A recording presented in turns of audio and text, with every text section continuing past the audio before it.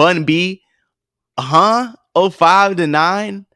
Yeah, you can give Bun B a run from 2005, 2009, but I don't I know. remember like a year where Bun B was on everybody's shit. Yeah.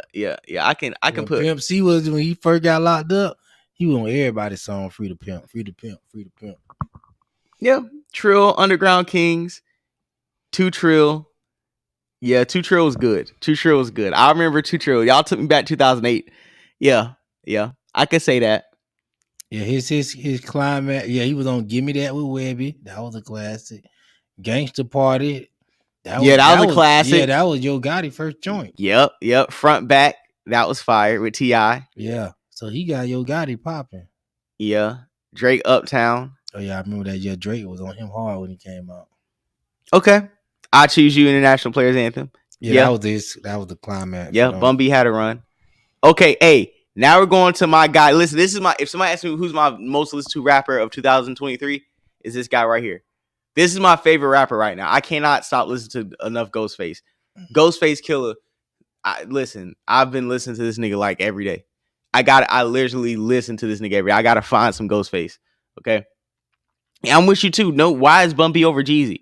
That's what I'm saying. Hey, but at this point, I'm not really going to debate the list. I just want to go down a list and then, have a conversation about it. I think that's more fruitful than trying to debate the rankings. It's more of a appreciation right now. And for appreciation of Beats and Rhymes list, salute the beats and rhymes list.com. If you want to find the list, we're going to put a link in the description.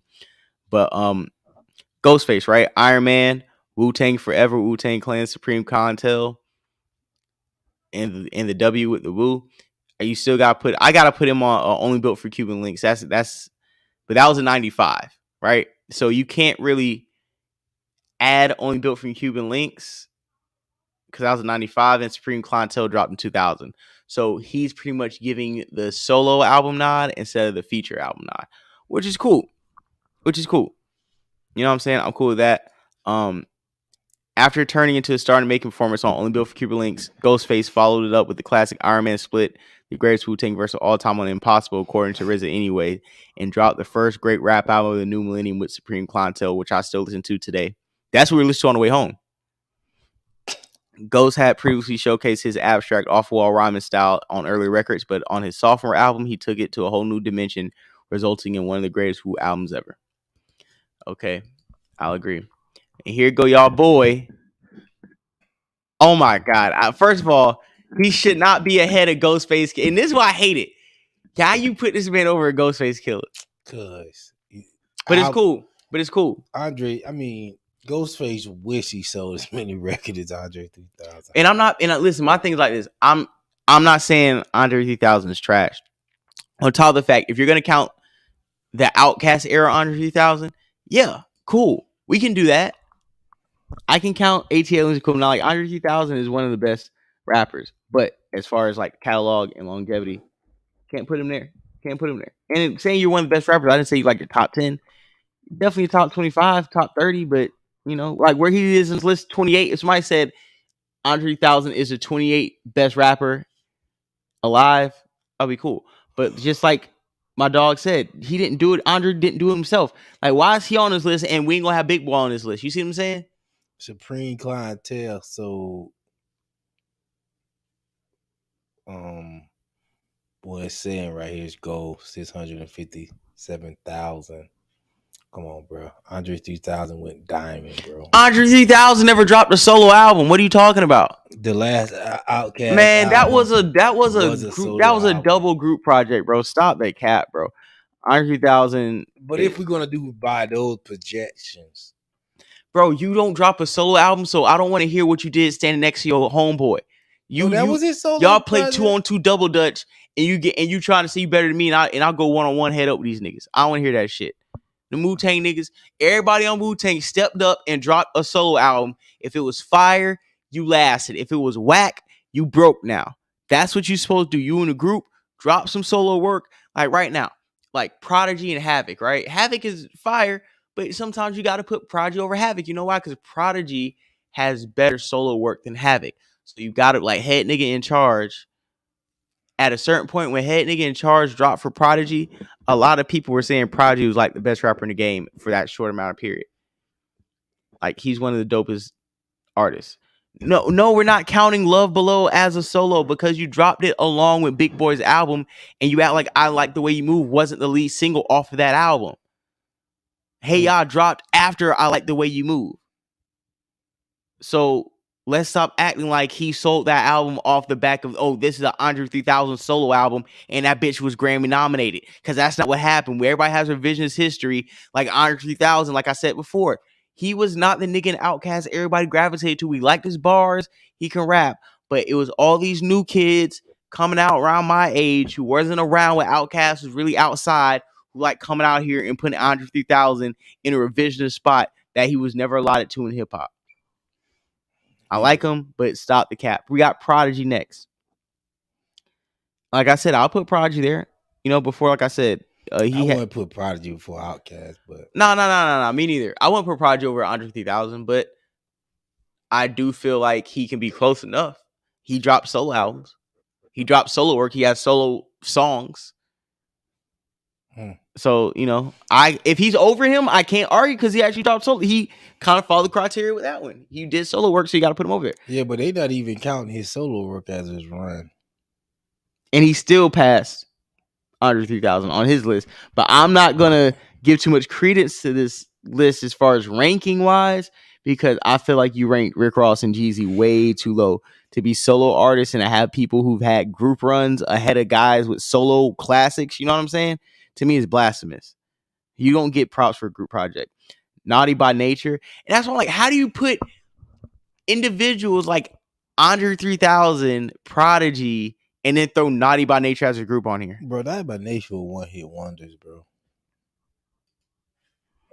I can't call them one-hit wonders, but I don't think that niggas was, you know.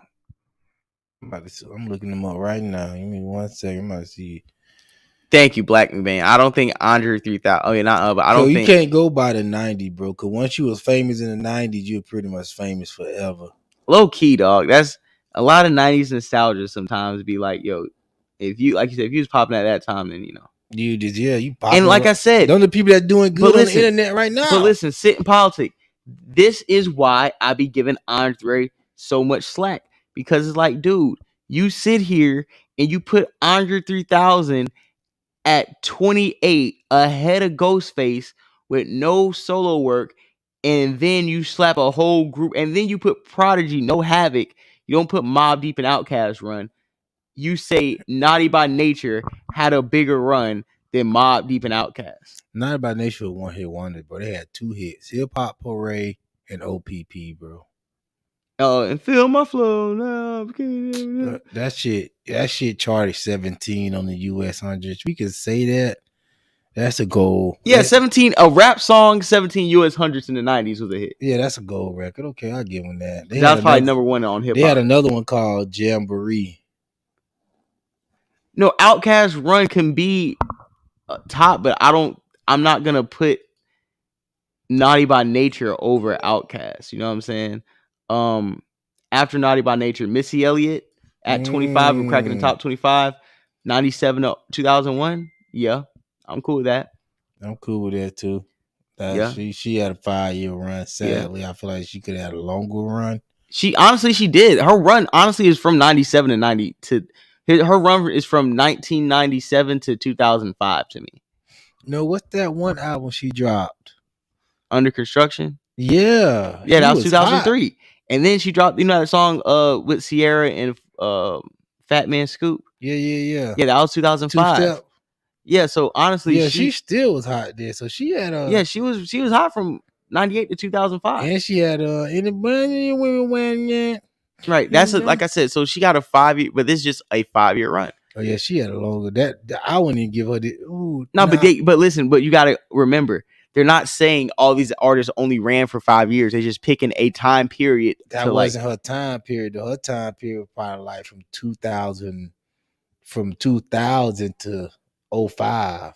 Nah, bro. Let me look up Missy Elliott. Nah, bro. Super Duper Fly, Can't Stand the Rain, bro. You gotta start it from there. You gotta start it from Why You All in My Grill with Big Boy, Hot Boy with Nas. Come on, bro. And like I said, the feature record, Can We, with SWV, Lil Kim, Not Tonight, Total What About Us, Timbaland, Magoo, Up Jumps the Boogie. Like she had Is That Your Chick? Like, come I on, would bro. start her off at. You got to start her off at the first, bro, because she was. I would start her off at Hot Boys, and after Hot Boy, Get Your Freak On. 1 Minute Man, Take Me. Work It, Gossip Folks.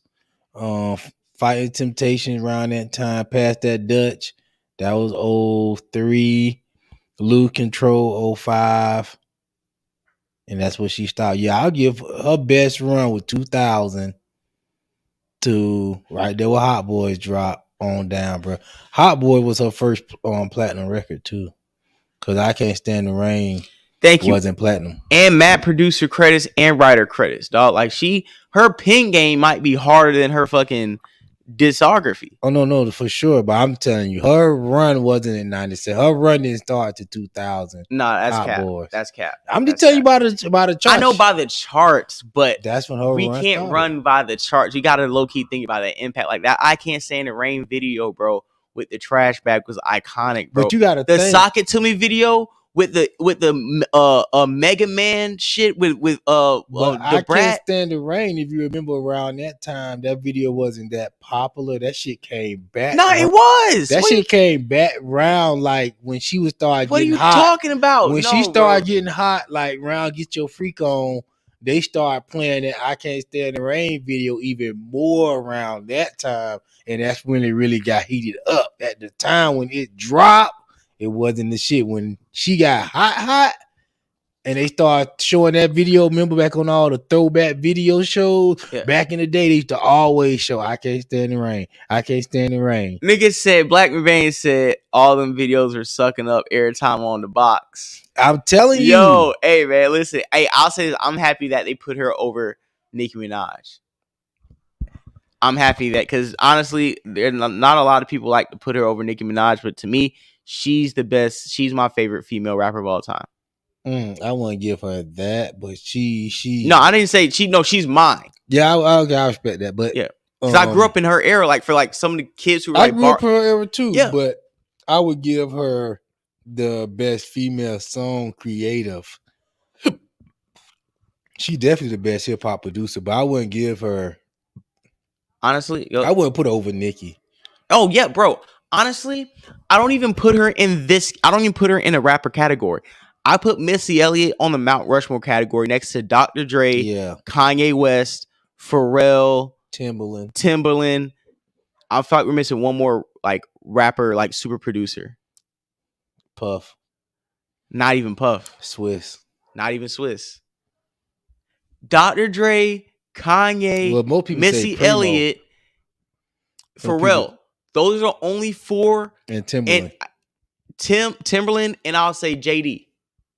Yeah, I put those JD. Are probably the only 5-6 people that were rappers, producers, songwriters, and blew up on all three. Like they're artists on their own. They produced classics and wrote classics for other people. And that's a short list because it's really only a good 6 people who can actually do all three. So that's why I got to give her props on that list. Next, Ludacris. Ludacris had a good run. Back for the first time was fire. Yeah, I think that's about the stint of his run. I think he got another one after 05. But yeah.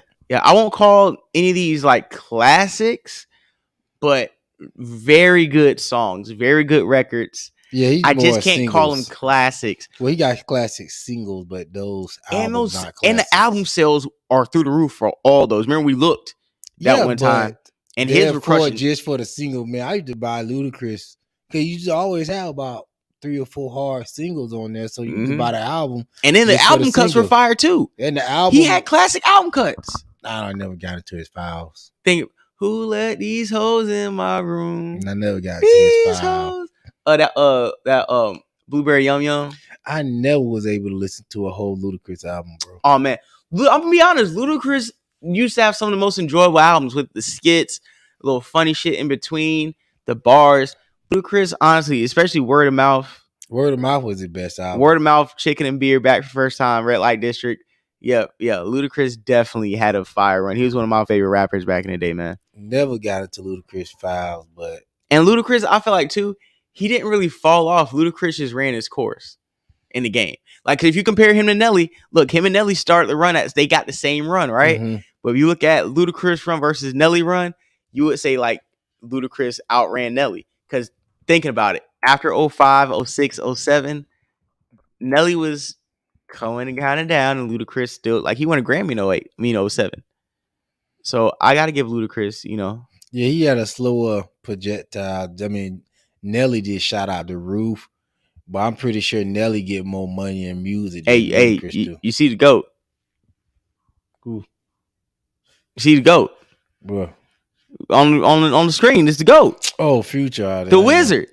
Ahead of Thug, ahead of Andre 3000 and all these other bum ass niggas, professional hoe ass niggas. Can't get past the Wizard.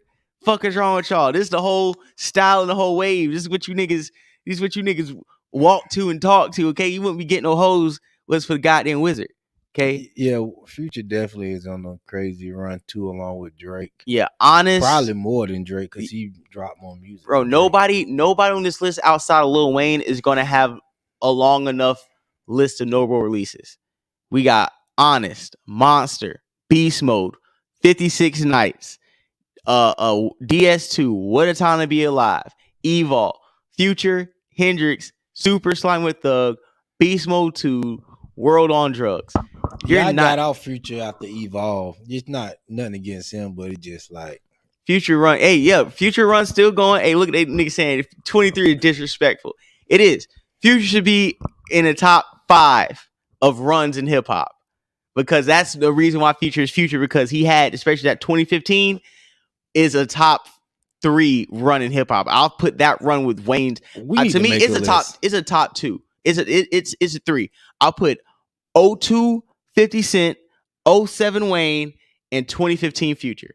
Those are the 3 hottest runs I ever seen a nigga have straight off the streets. Like, we ain't even dropping no albums. We ain't even dropping no radio hits. We put music straight on the block, and we gonna change the game from the street, nigga. That's why, Future is always gonna be allotted. And they tried to make a pop star maybe out of Monster. Before we get into it, let's get one thing clear. Honest is not a bad album. It's not. There's some classic Future records on there that have stayed in rotation, like Look Ahead, Move That Dope, Honest, Benz, and Friends. It just wasn't what Future wanted to put. So he regrouped with DJ Esco and Metro Boomin and went on one of the most legendary mixtape runs of all time, dropping Monster, Beast Mode, 56 Nights in the span of 6 months. Then came with the albums DS2, a top 5 trap album ever made. Facts came in July 2015, and with this collaboration with Drake, What a Time to Be Alive a few months later. Why everybody always forget about Purple Rain? Purple Rain was a hard mixtape. Nah, they definitely forgot about Purple Rain. Purple Rain was probably... You could say that's his best mixtape too. One of my favorite, Purple Rain. And no skips. Purple Rain. Hey. I just need my girl. Hey, that No Charge. Yeah, I can't remember because this in my entourage. I'ma get his hand to you, baby. No charge. Yeah. I can't remember. Like I was like, it's something missing off here. I don't know. Yeah, Purple Rain. Off here. That was a run. Future definitely got one of the longest runs in hip hop. Yeah, I think I can see. You know why Future got a longer run in hip hop? And I'm gonna tell you this too, and this is what I'm noticing. What? Between Drake, Wayne, Nicki, and Future, they never tried to step outside of music. See, you think about Nelly. Nelly tried to act. Nelly tried to go do clothes. Nelly tried to do a lot of stuff. Same thing with Ludacris. Ludacris tried to go act. Do this, do that. Those people right there, they didn't need to go outside or anywhere else to make. They did little stuff like Nicki made a couple little appearances, but Drake got that acting shit out the way before he got. Yeah, so I feel like they was strictly the music and following the waves and collabing with the younger artists, and that's what one thing that people like Nelly and them ain't do, because it was all about, I'm just collaborating with people from my city, the St. Lunatics, But now these niggas was going to everybody, Future and Drake, let's do a mixtape. Drake, Future and Juice WRLD, let's do a mixtape.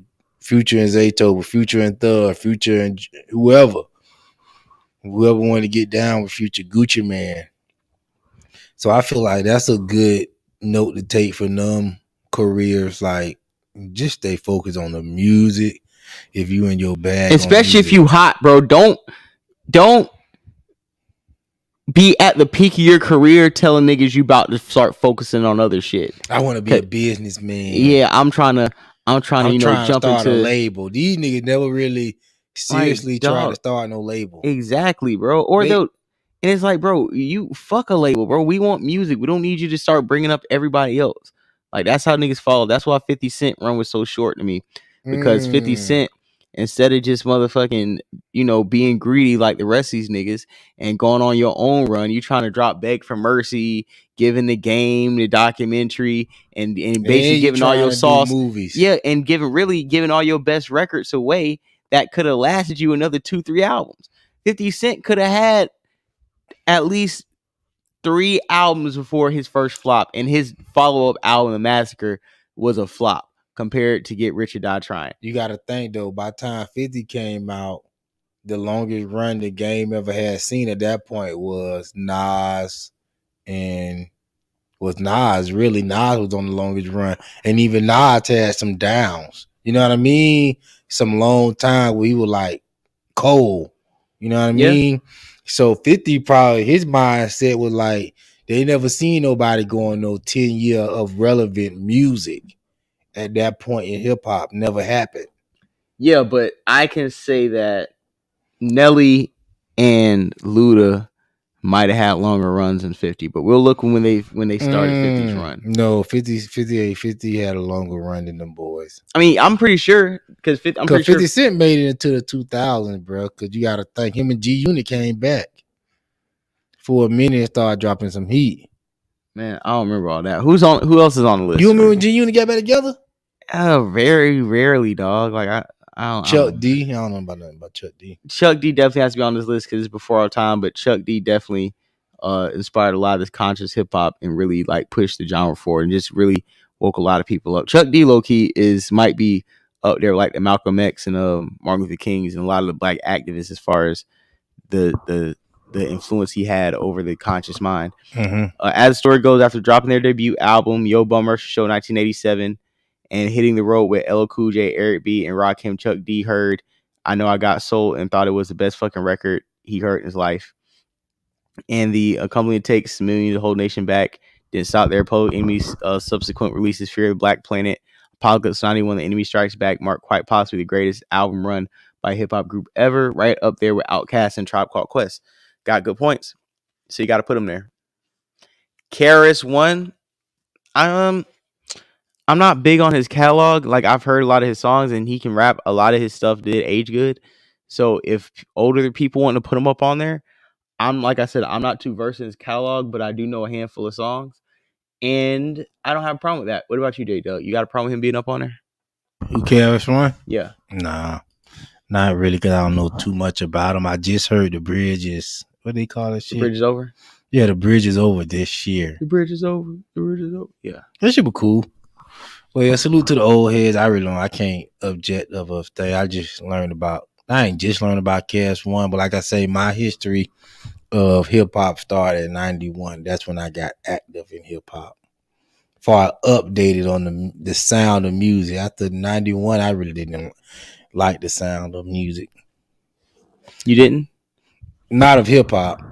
It's no old school. I don't like nothing from NWA from around that time. I could listen to it and say it's cool, but I can't bump none of that stuff.